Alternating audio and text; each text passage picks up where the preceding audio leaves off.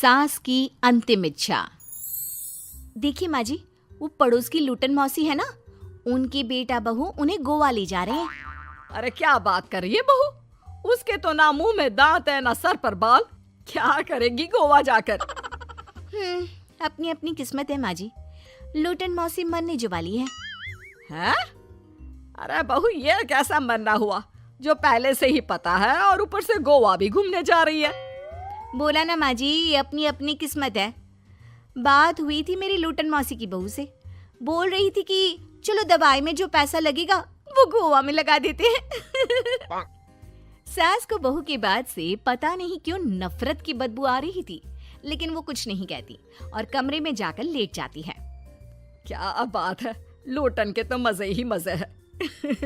वैसे आइडिया बुरा नहीं है, थोड़े से पैसे लगाओ और सीधा गोवा की सैर। मैं भी चलती हूँ गोवा। अगले रोज सास तय वक्त पर उठती नहीं। अरे देखो जी, माँ जी अब तक उठी नहीं। आज दूध वाले से दूध और काम वाले के लिए दरवाजा मैंने ही खोला है।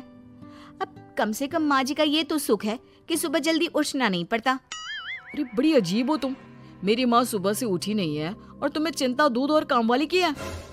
अरे तुम्हें चिंता है ना, तो जाओ जाकर देखो क्या हो गया। वैसे मेरी किस्मत कहाँ लूटन मौसी की बहू जैसी। बेटे को माँ की चिंता होती है, वो सोचता है कि कहीं माँ की सांसें तो नहीं रुक गई और हमें पता ही नहीं चला। बेटा माँ के कमरे में जाता है और वहां जाकर, माँ क्या हो गया है तुम्हें? बेटा, लग नहीं रहा कि अब मैं बचूंगी, लल्लन डॉक्टर के पास ले चले। अरे कैसी बात कर रही है माँ, तेरी तबीयत सीरियस है और मैं तुझे लल्लन झोला छाप डॉक्टर के पास ले जाऊं? ना ना ना। अरे तो कहाँ ले जाएगा बता दे, वहाँ एडवांस दे दिया है मैंने, वो क्या कहते हैं, गूगल पे से। हैं? तूने क्यों पैसे दिए माँ? तुझे पता था क्या कि तू बीमार होने वाली है? सास को लगता है कि कहीं चोरी पकड़ी तो नहीं गई। वो हड़बड़ा जाती है और उसे पसीने निकलने लगते हैं। अरे माँ क्या हो गया, सर्दी में भी पसीने? लगता है तेरी तबीयत ज्यादा ही खराब है और लल्लन डॉक्टर पास ही में है, चल उसी को दिखा देता हूँ। माँ को लेकर बेटा डॉक्टर के पास जाता है, जहाँ माँ ने पहले ही पैसे देकर सेटिंग कर रखी थी। डॉक्टर के क्लिनिक में जाते ही डॉक्टर की ओवर एक्टिंग की दुकान खुल जाती है। हाय राम माँ जी, हे भगवान, अब तो कुछ नहीं हो सकता, ये तो मरने वाली है बेटा। हैं? ओए डॉक्टर है इसलिए इज्जत से बात करूंगा, नहीं तो मेरी माँ को देखे बिना ये बकवास करने के लिए तेरे मुंह में घूसा मार देता। अरे ना ना बेटा, ऐसे मत बोल, वो डॉक्टर है, उसे वो दिख जाता है जो किसी को नहीं दिखता। हाँ माँ, शायद तू ठीक बोल रही है। डॉक्टर क्या दिखा आपको? हमारे डॉक्टर जी, जिन्होंने पहले से ही माँ से बोलने के पैसे ले रखे थे। यमराज, काला भैंस, वो तुम्हारी माँ को ले जा रहा है, ले जाओ इन्हें। यार माँ, ये डॉक्टर ही है तांत्रिक, क्या क्या बोला जा रहा है? अरे बेटा, वो डॉक्टर है, उसे वो दिखता है जो किसी को नहीं दिखता। इनकी हर इच्छा पूरी करो, क्योंकि यम नहीं चाहते कि इनकी कोई भी इच्छा को अधूरी रखा जाए। निराश मन से बेटा माँ को लेकर घर आता है। माँ, आज से मैं ऑफिस नहीं जाऊंगा, चल तुझे वो झूले वाले पार्क में ले चलता हूँ जहाँ तू पिताजी के साथ जाया करती थी।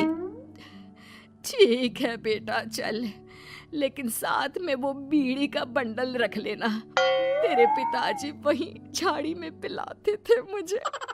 हैं? माँ कैसी बात कर रही हो? वैसे भी जीवन के 4 दिन बचे हैं और तुम। अरे देख बेटा, ना पिलानी तो ना पिला, लेकिन सुना ना तूने डॉक्टर ने क्या कहा कि मेरी कोई इच्छा खाली नहीं रहनी चाहिए। अरे वैसे बेटा 4 दिन की जिंदगी है, न जाने कब मौत आ जाए। माँ के मुंह से मौत का नाम सुनकर बेटा गंभीर हो जाता है, उसकी आंखें लाल हो जाती है। वो माँ का हाथ पकड़ लेता है।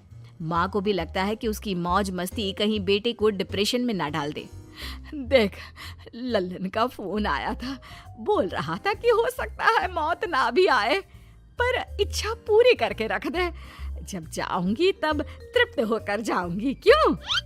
तभी बहू की आवाज आती है, माँ जी आपकी फेवरेट गट्टे की सब्जी बनाई है। सास खाने के टेबल पर जैसे ही बैठने वाली होती है, बहू उनकी चेयर पीछे करती है और प्यार से बिठाती है। बहू शांत हो जाती है। वो माँ को बस देखती है और उनकी हर बात मानती है। रात को जब सास सोने जाती है तो, माँ जी मैं आपके पैर दबा देती हूँ, आज आप डॉक्टर के पास गई थी, थक गई होंगी ना। बहू का प्यार देखकर सास को हैरानी होती है।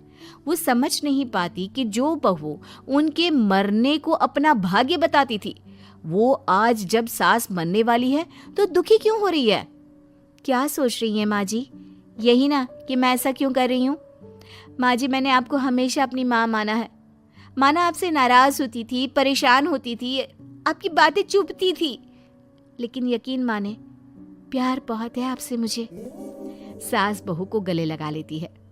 अरे तू क्यों मोह में डाल रही है? आज नहीं तो कल मुझे मरना ही है ना। बहू रोने लगती है और वहां से चली जाती है। अब तो सास आए दिन कोई ना कोई डिमांड करती जिसे बच्चे पूरा करते। मुझे ना वृंदावन जाना है, कृष्ण की नगरी देखने। जी माँ जी हम आपको लेकर चलेंगे। माँ मैं कल ऑफिस से छुट्टी ले लेता हूँ। बेटा अब आए दिन छुट्टी लेता और माँ को घुमाता फिराता। एक दिन बॉस कहते हैं, रमन क्या बात है? मैं देख रहा हूँ पिछले 1 महीने से तुम ना काम करते हो ना दाम, बस सारा दिन इमोशनल से बैठे रहते हो। ऐसे में तो कंपनी तुमको और नहीं रख पाएगी। मैं खुद ही नौकरी छोड़ने की सोच रहा था बॉस। वो क्या है कि माँ का आज नहीं तो कल कभी भी देहांत हो सकता है। इतना कीमती समय मुझे तो पल पल उनके साथ रहना होगा। पता नहीं कब वो मुझे छोड़कर चली जाए। और बेटा नौकरी छोड़ देता है। माँ मैंने नौकरी छोड़ दी है, आज से मैं तेरे पास रहूंगा। माँ जी मैंने भी बच्चों का नाम स्कूल से कटवा दिया है, अब हम सब आपके पास ही रहेंगे और आपकी सारी इच्छा पूरी करेंगे। अब सास को लगता है ये तो कुछ ज्यादा ही हो गया। अरे बेटा नौकरी नहीं करेगा तो खाएगा क्या? बच्चे स्कूल नहीं जाएंगे तो साल बर्बाद हो जाएगा। वो समझ नहीं पाती कि क्या करे, कैसे ये ड्रामा खत्म करे। बेटा बहू अब तुम लोगों से एक बात करनी थी। देखो मैं ना बहुत शर्मिंदा हूँ, मैंने झूठ बोला था, मुझे कुछ नहीं हुआ है। वो तो ये बोलकर सास सारी बात घर वालों को बता देती है। ओ माँ सच्ची? हे भगवान मैं जानता था माँ को कुछ नहीं होगा। वाह माँ जी ये तो बहुत अच्छी खबर दी। मैं तो हलवा बनाने जा रही हूँ। तुम लोग मुझसे नाराज नहीं हो? नहीं माँ जी हम बहुत खुश हैं कि आपके मरने की खबर झूठी है। माँ शायद मैं तेरे ठीक होते ही तेरा इतना ख्याल रख लेता तो तुझे ये नाटक करने की जरूरत नहीं पड़ती। माँ जी आप हम लोगों को माफ कर दीजिए।